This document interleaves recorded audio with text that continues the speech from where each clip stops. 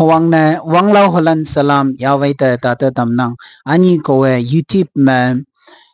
Chan kolim ka me nang sara ho chaw ma ani me pu tu yalag wong pong le I ganga ka upload na sang patu iko bese minute tra ko ma jai bo holu ganga da vai khajak le me sala ka kapan e yaw ma la paching ne ko ganga delete sang tu le asa holan e yaw ma minute tra hingoi le kalak chine ko e yaw ma pai tu tai tong khajak khotam ma comment sang peng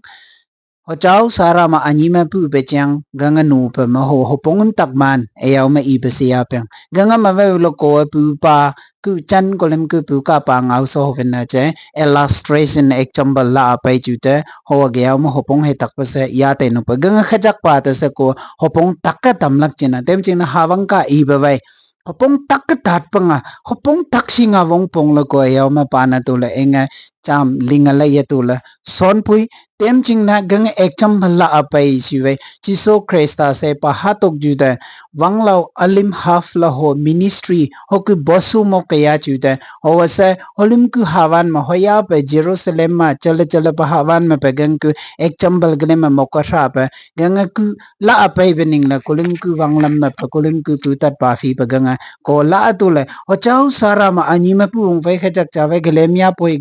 poi vanmong ma imya poi ele chiang I juda nang hovena che hopong e tak patai no poi ge china ko ganga mai ya yinga tampana ko eng ani papa vitu linga lai patai dong John hovong alem hole cha makhanga shahu ma chala paganga me chi suya Nicodemus ni discussion sang ba ganga chiang ma nang ani ma pula gyang I ba ganga bible no phong le ba mo mas dai no poi ko ba men ko ganga la be boy Nicodemus wo yang issue lang Pharisee Jews ruler cha yang kaho nu bapa cham sa howai ule kaho sing bapa singa man bapa wanglam lam bapa ho o bai chi so krista kon nu ka ibe chi su wa ya san ya le bon mok pangan la po inga ve hawang ku hongan mong fei mok peng la ho sing ego besa ge chu ta chi su ta again sang ba bo ho le Pharisee lim gyaw ma ya pe ching na ho wang jak ta lo ne chi su hi ma pai ba ganga kulim ma ngan pyang dem ching nang ho wang jak me chi su hi ma pai ba wai chi su we ho jing mai da hawang ku hongan mong fei mok peng hom ma pa cham mai wang kang wang ching chiang kha wan chiang mai singlak ching ne wang jang me chi su hi da pai la ju te chi su e Nicodemus te I opu pu ti ma cham sa saro chaw me pati la poi ganga nga wang kang an no po galo o hela gale me wang kang wang ching we im tak poi le e yaw me I la ju te Nicodemus te I pamai na sang li ve cham ho ju ma anima pai tu le cham te ning pu na peng e yaw me I ju te chi su I ba wai ule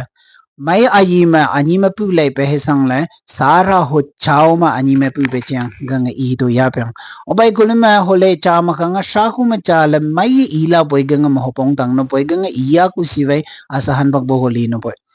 kulim konyak cham sa kulim chan chang as golden jubilee la rau fai pu mai nok chang ale te tong enga ho chau sara ma anime pu be chang ya wai nu tu te tong engal bai be no fung le hoya I tu te tong ngi che na gang sing tu ya pa khu ma cham pa na tak pa cha te tong cham se kon nu beli li ma baba ku wang lam ma gale sang si baba ku chu tai ma khang nu ku pe cha pa nu be sa ho ku ek chambal baba la pai cha pa nu bum si gya ma ki che na ko su ko ku understanding nganga ku ek chambal cha la pai tu le o chau sara ma anyi me pu be khajak cha ve te ning ya lak I ba gang chang I lak chena pai boy dem jing nang pu mai nong ma su sa pa su sa ji missionary pastor na su sa ku ba se ho chau sara ma ve he pu le yaw me ya peng Nicodemus se kaho sing ba payang mo sa ku kaho ban gang lo ho ya sing ba payang iko be se ho chau sara ma anyi me pu lak chang ve ho se he sing le ya peng gi ching ne chi su nang ho chau sara ma anyi me pu lak wong pong yang le ayaw ma I ba gang te tong ge yaw ma kulim se wang lau lulu la hawang ta sang ba pu mai nok mem be ho mai cha na sang ku ba sa ho chau sara me vai happy ju le ayaw ma ya pa na sang si ve ani kulim ma gang sing lak cha yang ho chau sara ma ani me happy ba ve tem me sing I si ve yu le su sa ku be su pu mai nong ma khum ching ma le fu pai ku be su ge ve tem I si ve le ben ta sang bu ka ho tam ma to sang ba gang ta nominal Christian jak pe ge yaw ma ya bu ka ho ma tai poi sai si pakulag wong po yang kumching pay lagyang yob lagyang fasting la lagyang ela ka ho tamam ne cham sa kowa ula pati yung atu pumenong masanga tu le khum ching male he pe le aku si vi comment tong ka ho tamam ma tu la sang ka tan man pe ganga ve la mai ai ku yang ai ko be ho jing pa me khavan fan na fa ko ve la hawang ching la fan na fa tu la khavan pura la hawang ta ko tu sang ba ho jing lak pe ganga ta saro chawma ni ma pu ba gang khavan cha thai dong saro chawma ni ma pu ba khachak cha vai o yen ba hunu rau ko be se gam he ya ka lag ganga ko le me singa Galatians chapter 2 verse 16 ma kolem mangan no poi ka ho chui man pa ka ho ta he sang galai ko bes o chisu krista ta ho jing lak e chisu da ho jing lak pa kai le ya ma wa tu tai dong cham efisia ho phong ani ho le asat manga ku la pa bong ma wa ba ve ko ng short mai poi bo su kai im sang means bot linga wang ba ga bota mok hawang chin bot mai ta mok i ba kai bem sang ko bes bo su ko kai im sang gyang bes hojing lak pakai nanglem van lai chi su do hojing lak pakai e yaw ma va tu te tong nge yaw ma gi chine kolum ku khavan me chi su krista ve kolum van lai pale John 3:16 ganga mangan bening le awang ho kan bakai ha tok du to hora lom pa son ganga to o hojing lak ganga ve imdi poi imba poi chin da pa khavan ya no poi i ba ganga gi chine ganga ma o chi su to hojing lak o chi su ta sang ganga ve le eternal life tak no boila wa tu ya ba ve chisu krista to hojing la ka fan na va hawan ji ku mai chiang he pan joile sara chiang pa na tu ya ba ganga lem van lai na po i pa ko le ma ga ma sing bang ko aming hotam ma vi bele ma ta ta tu tai no poi ko lim pu pa ku wang lam cha me lo pa wang song wang him asong pele mai asong pa ganga sa ju mai lang mai la sab jiu gening asong pa maya ase barakha ra chu pa kuli public vai ule sanjan khang dung gale he sang si vai hot pi nya tha tangoi yaw ma nya ka tangoi yaw ma ya le pu tat pa fi mang peng I shivani chisu krista ma kulum chau sara ma ani me pu ba khawan cha vai ga ma ve imya pu le ko e nga I tam tong ga me tem ching nang I shiva kha cha khawan cha wan mong me ya la okku kha cha ku sara wan mong me ya le hawang ka me he dai bi china ga nga vai ho chau sara me he pu le ya ga nga lim nga wan mong me sara ya no poi le ko pan be nga cha dai tong nga ka la pai poi tem ching nang vẫn mong mà ya gang vai la o bai ga vẫn mong lang dau la poi li li na poi nga ga jak nga li be li na poi vai cha pa heli ko bisu ge au ma ngi chen ne lo pa song mang na sang la ma kha ra na sang la vẫn mong ma kulum ku sara he ala ken kulum ku sara vai chi su krista ku sara vai kulum ma e yau ma ya la ken mai me kulum he ala ken ele I chu de lo pa song mang asong bele me nang lam ku sara te yau yam peng ta pan nga va hawang ka kai I poi Romano vungasat hole aku mai bavola hawang sarha me nanglim ya siwe nanglim ve mai mem sang eyaw ma watu te tong ngale ko besa nanglim vola o chau sara me te tong eyaw ma ngale ko besa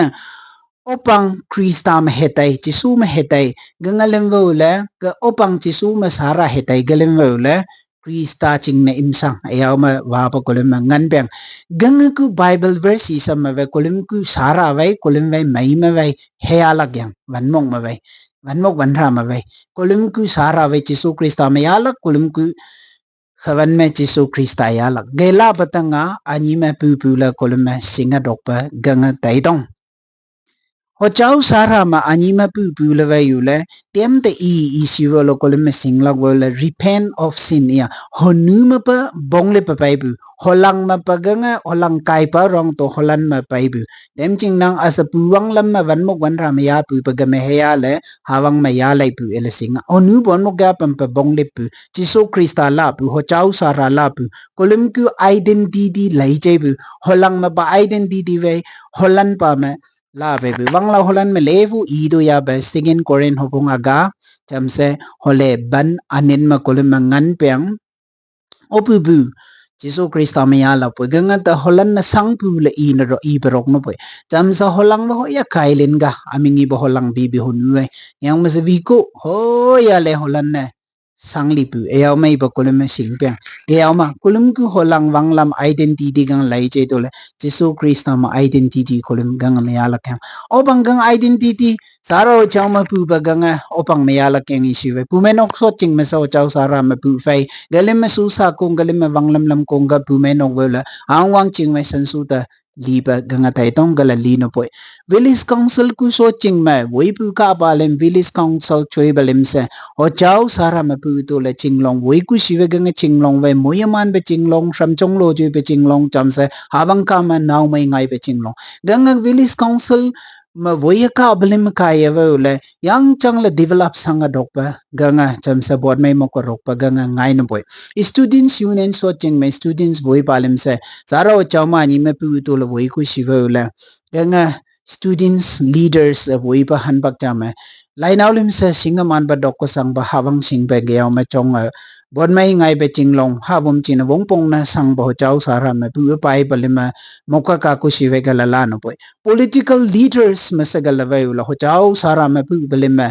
political leaders na sang ku siwe yang chang ka jing trai jing ma ge ma mo ko tu la wang lam lam tu la ba area ba chinglong ha bom chin yang chang la moi man asong pa na sang no boy kolam sing peng Charlie Card America bu song ni lang daw bu gawe lo political leader asong ba cha te dong ego ba so ho chi su krista la pa ho ho chau sara ma ani ma bu pa khajak sang ba chin tem te le he au le chi su krista mai ba chang ganga ka ya chu da hu lang daw peng ego ba Charlie Card cha li ba ching ne America le lo ho jing ba hawang i da la ya pai ba ganga han bak cha ne ya ba kolam video ma kolam ngan peng nga cha yaw ma political leaders limway wanglam lam belimwe ho chau sara ma he pu lag lem sang all lai ko beso chau sara ma pu to government service mok pasang ko business ma mok panasang ko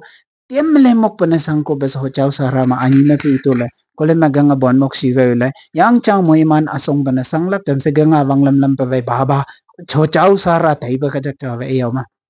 amso chau sara ku hingu chang enga masaka ja patam sago ro opong etak pa tay no boy carnal Christian aming iba ganga chate tong ganga le pai cho pa le si bang da pau peng ite sem peng la to ka ko van le ong sa chi e bi yang ko hawang nga chui ba khajak chai e ma ota kak palam di op ko mai tam chi to ko mai tam e ma riks la pu cham sa unu sara chang ro ko tu ota pu ge bi le hawang hello ba te tong ho ma hingu hawang ku yang e ko be sa ho wai le holai lai te claim sang peng ko mai pu ko ma pu li gi chi na ge bi ma pe ko lim he ya la ganga ma o ma ho chau sara ma ani me he pu ganga khajak cha ga la mong no poi hingu asapa mixi bang tang ke bi we hingu changa yang hawang ku instrument chana nga choi pang he chau ba khajak se chokomo be hemai ba khajak se revival me si bang tanga pau ganga nga le ite se mo e ma la peng ge ma igu be zen khajak ko tamai ma asi be hingu se tai tong hu ani ma puong phai khajak cha se tai tong bon again ganga china ganga ku differences ganga ba me se ku ta ru tem ching nang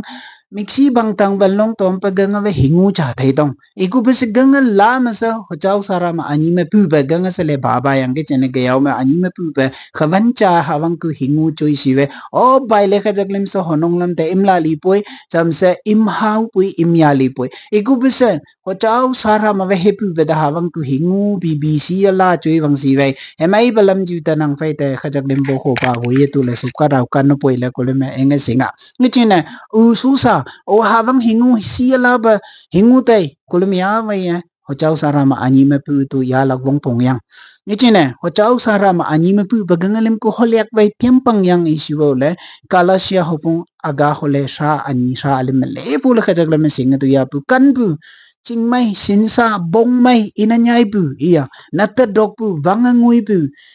chamse kanting dok pu ba ko maya yi te se self control iya ganga sanga dok pu gap pi be we o ho chau sara ma ani me pu gap pi bi tikarok pa khaja khavancha ganga ho chau sara me pu me gya ma tai na ko ngine ho chau sara ma ani me pu ku topic ve yule kon bunga nyelem ku kunglem kim po iko bese o ho tai na po iko bese ganga yo me kolim chan kolim ka me ho ju e yaw me iya tampoi chamse enga ka me kacha khotam hopong hetak pa dai shiwele personal protocol sang to chanlem yaw ku hising bole te pe yaw gyaw ma kai ku bes comment sang to le gyaw ma kacha khotam ngang comments ta vie to le sam hopong hetak pa ning nei ba gang ya no poi gichine hopong hetak pa holam cha gyaw ma dai shiwele kolema cha cha ta gyaw ma ka to le ga tem I pa ka dai le yaw me I kolim cha ma study la to le gyaw ma ka no poi dem ching nang kulim ku heart transformation iya kulim ku bongchang lai chai tu la habang ta hoya fan na fa oya habang ching nga le la o pan mai cheng he pan ju ka ho rayo te o jinglak pagang he sang ju le Kaho tay puicha Krista te sang pele me galamong no puicha galaka no puicha le ipagka ko te hesale chi sunga le la tu la hojing lakok chi su ta ngalo hojing lakok chi su thru kai nga wang kang wang ching ta yaw lak dai le fan na fa pa khavan ku to oya ganga te ho chao sara ma ani me pu pu le ipa kole me tata ya vai da hawanga mo iman fa thank you helak pa roman no ponga sa thole akuma pa vai ule hawang sara ma opang ya ganga le me le hawang ku chamsa opubu mai mai ya ganga me le hawang ku imsang krista ku imsang la wa pa ganga me kulima singa doklak chawai mai ayi pan pan ning langa le honu bon mok mai ayi lo lo pan ning langa le ge yaw ma mok ra ai sang sang wang e yaw ma la ba da mai ganga wa la mai ching e yaw mai bu ga ve ma o mai ayi chang he sang de le hawang sara chang pa na do ya ganga le ve krista ku ele ipa ko le ma hopong taka ko ganga ma aming holam ek chambal holam chale van mok me ya pa ganga sara ya pa chang se gama bu pai pu ganga me hopong he takle hela lak china ko cham enge iye tam nang thank you